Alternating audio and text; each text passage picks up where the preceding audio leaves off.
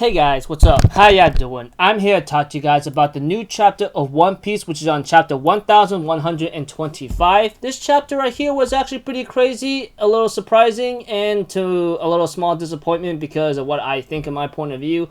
But if anything else, it's okay, I guess. Looking forward to the next one. Don't know where we're going to head to, but hopefully whatever we go to. So if anything else, let's just get this started. We have to it that we get to see the aftermath of the egghead incident. Well, not too much of it because there's more to come. We see to it that Cypherpole asks Lucci and Kaku about what happened to Stussy, and Lucci's like, she's been killed in action. That's it.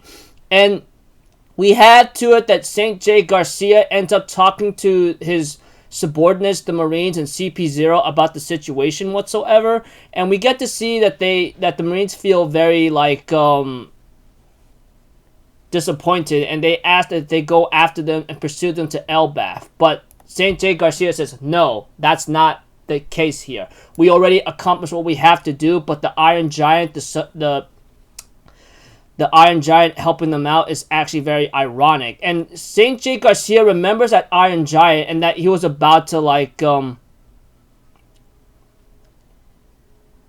that the Iron Giant that they found 200 years ago that attacked the Holy Land of Meridua was supposed to be destroyed. But unfortunately for St. J. Garcia, they say he talked to a couple scientists saying that it might be very useful to us. Let them study it, you know? And he even thinks about the giant, thinking that thing moved just to protect Straw Hat Luffy.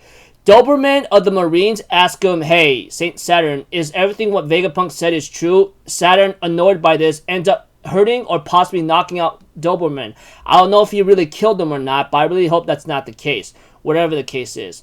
But other than that, there's one more trouble to come. We have to it that York realizes something is wrong, and we get to see that that someone is actually alive and realizes that it was freaking Edison, and that he actually ends up flying away with Punk Records somehow, you know, with a lot of smoke and clouds. And this upsets York because he took Punk Records. And if I remember correctly, I decided to look into Punk Records again, and it's actually the big brain thing. So pretty much without the brain or the information or something like that, you're kind of useless to make any information. I don't know. And we go back to the Holy Land of Merijos, and we get to see that the Celestial Dragons is actually struggling with food supply because it's been all burnt down or destroyed, you know, and so forth.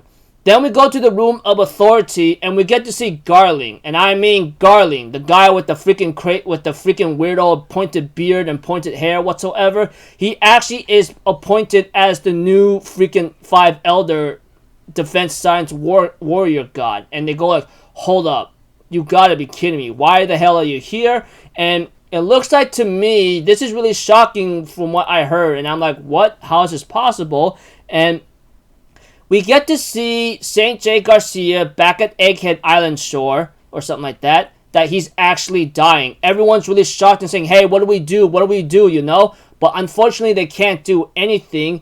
And we see to it that he's actually dying in most agonizing way. And we get to see Emu sends a message to St. J. Garcia saying, you done something bad, you idiot. Joy Boy was behind that escape and you allowed it to happen. How the hell could you?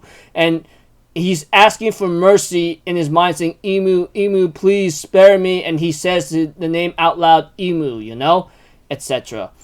And he ends up dying a bag of bones, you know, etc.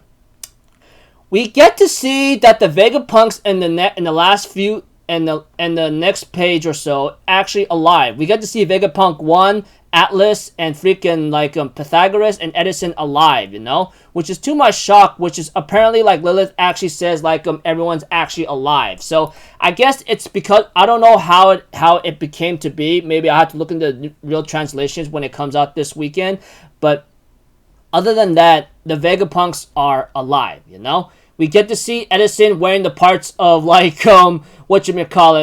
Atlas, Pythagoras, and maybe Vegapunk 1 whatsoever, and we get to see that they're getting ready to get new body parts, you know, which apparently they had backup plans. So that just shows that they're not really that narrow-minded. Should the worst come about, they have spare parts to come back alive. And they end up contacting a person that will actually help them out. And that person is the person that actually helped Nami how to use weather science whatsoever, you know? That's right, the person that trained Nami or so for 2 years. So yeah. Anyways, when we go back to Kamabaka Kingdom, and we get to see everyone gathering the information, trying to figure out what to do next. Right now, they realize that whoever gets the One Piece will not only be crowned Pirate King, but will devastating power, you know? But other than that, Sabo and Ivankov talk about the situation here and there about what's to come, as all pieces are falling in place, you know? We have to a dragon ends up with a speech telling Vegapunk, you know, Vegapunk, those who heed your warning is going to act out of self-interest and not peace.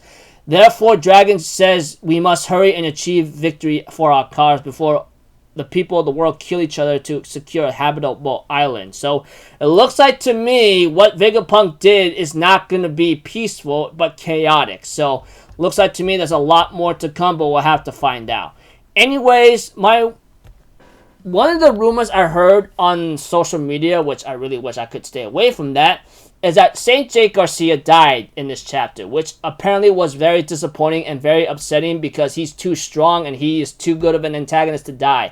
But unfortunately, I guess Oda has other plans and decides to delete Saturn because either he fulfilled his purpose or so, but Imu blames Saturn for messing things up and allowing them to escape and kills them off while Imu has Saint Figurlern Garling as one of the 5 elders to become the defense science warrior god. So it looks like to me, I look forward to see what this guy can do. I mean, we did see him in the past and he's not to be messed with, you know. I'm pretty sure he's a powerful swordsman, and the weapon or sword he might be holding, it's a possibility that might be a 12 supreme grade blade, you know. So yeah, I'm looking forward to seeing him in action in the future, but we'll have to find out. I mean, I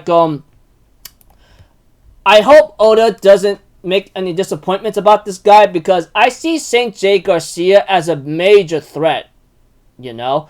I don't know why he decides to kill him off, you know, even though I think he has more to do before getting killed off, because we've seen his powers, we've seen his Devil Fruit ability, and much, much more.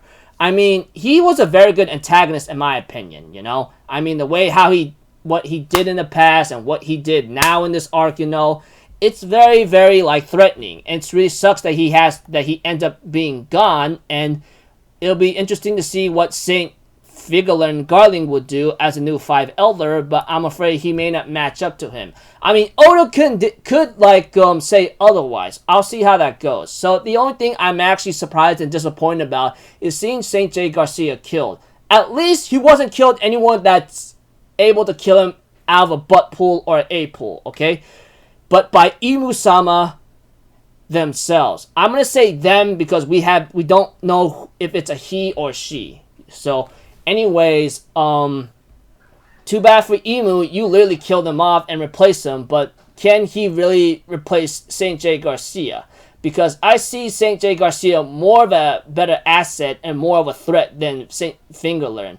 I mean, we'll see. I mean, we'll have to see. So, looking forward to see what he can do, because does he even have a power that could be impressive? I mean, if it's just hockey, that's fine, but I don't think he may not live up to the hype to Saint J. Garcia. But we'll have to see in the future. So until then, people, I'll see you guys in the next video. So I'm Alpha Zero. Have a good day. I'll see you guys next time, alright? Peace out. Bye-bye. Toot-toot-oo!